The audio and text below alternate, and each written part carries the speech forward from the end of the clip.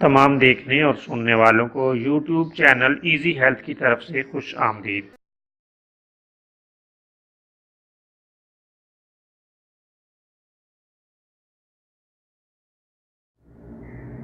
दोस्तों, आज जो वीडियो हम आपकी खिदमत में पेश कर रहे हैं, इसमें आपको संतरे का शरबत बनाने का एक और तरीका बताएंगे। दोस्तों, इससे पहले एक वीडियो में हम आपकी खिदमत में एक तरीका बयान कर चुके हैं। आज की इस वीडियो में एक और मुख्तलिफ तरीका आपकी खिदमत में पेश किया जा रहा है।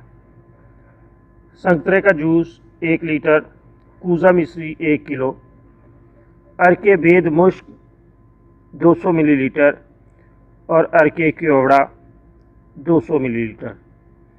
सब चीज़ों को मिलाकर आग पर पकाएं और कीवाम तैयार कर लें। जब तार बननी शुरू हो जाए तो शरबत तैयार है। 20 मिलीलीटर पानी में डालकर इस्तेमाल करें। सफ़रा की हिद्दत को ख़त्म करता है, प्यास को तस्कीन देता है, फरहत बख्श और मुकव्वी कल्ब है।